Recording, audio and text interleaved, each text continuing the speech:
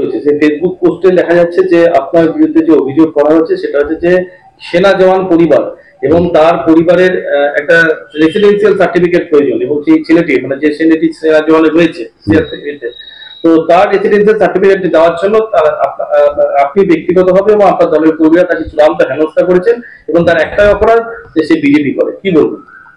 মিথ্যা কথা, মিথ্যা কথা। এইসব ওই বিধায়ক বসে বসে লোককে নিয়ে এসব করাচ্ছে। তো আমরা যদি নোংরামিতে নামি, সে নোংরামি কিন্তু খুব প্রচন্ড হবে। ও বলে দিন এইভাবে নোংরামি না করে, ওকে দিয়ে বলাচ্ছে। দেখলাম ওই ছবিটা, একদম মিথ্যা কথা। ফেসবুক পোস্ট করেছেন উনি? হ্যাঁ, পোস্ট করুন না, কিছু কর নাই। এসে প্রমাণ করুক যে আমার ঘুরে গেছে।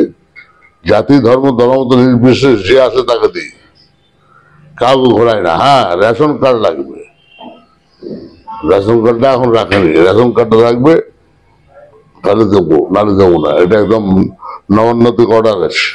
কি বলবেন তাহলে বিধায়কের এই পোস্ট কি বলবেন? করাচ্ছে, নোংরামি করাচ্ছে, এবারে বুঝতে পারবে নোংরামি সহায় করতে পারে। মানবতা অধিকার সবারই আছে। কথা কি হলো আপনার? আপনি একটা ফেসবুক পোস্টও করেছেন। দুর্ভাগ্যজনক, আজকে ভারতবর্ষের সেনারা দেশকে রক্ষা করছেন, পাহারা দিচ্ছেন। সেই সেনাদের জন্য আমরা ভারতবাসী সুরক্ষা আছি, আমরা সুরক্ষা আছি। সেই একজন সেনা, সে পাহারারত কর্তব্যরত কাজ চাকরি করছেন, তার রেসিডেন্সিয়াল কোনো অফিসিয়াল কোনো কাজের দরকারের জন্য রেসিডেন্সিয়াল চাই। দুর্ভাগ্যের বিষয়, আমাদের 5 নম্বরের কাউন্সিলর আছেন, তিনি এবার ভাইস চেয়ারম্যান, বোর্ডের অ্যাডমিনিস্ট্রেটর আছেন, তার কাছে যে পরে একজন বৃদ্ধা বয়স্ক মানুষ, তিনি বারবার যে ফেরত এসছেন, কখনো অফিসে আসুন, কখনো এখানে আসুন, ওখানে চলুন, বিভিন্ন ইনকোয়ারি হচ্ছে।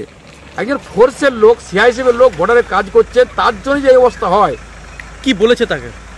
দেখছি এই অফিসে আসুন, বিভিন্ন ইনকোয়ারি করেছে, কে বটে, কোথায় বটে, এত ইনকোয়ারি কিসের? বিজেপি করা কি অপরাধ? বিজেপি অপরাধ একমাত্র কারণ বিজেপি উনি করেন, বাবা বিজেপি করেন, যে আমাদের পার্টি বিজেপি হাজবা করেন, সেই কারণে তাকে ঘোরানো হচ্ছে, খাইয়ে দেওয়া হচ্ছে না। এরকম সারা দুর্গাপুরে বহু ঘটনা ঘটে, বহু ঘটনা আছে। তা আমি এই জন্যই পোস্ট করছি আজকে, যে একজন সেনাকর্মী, সে কর্তব্যরত, প্রত্যেক দিন এই পূর্ব থেকে কয়েকশো মানুষ ছাত্রনীতে আসেন, আমি কাউকে ঘোরাই না, কোনো দল দেখি না, কে তৃণমূল, কে সিপিএম, কে অন্য পার্টি করে। আমি মনে করি একজন বিধায়ক জনপ্রতিনিধি, আমার কর্তব্যটা দায়িত্ব মধ্যে পড়ে, সেটা আমি করে দিই।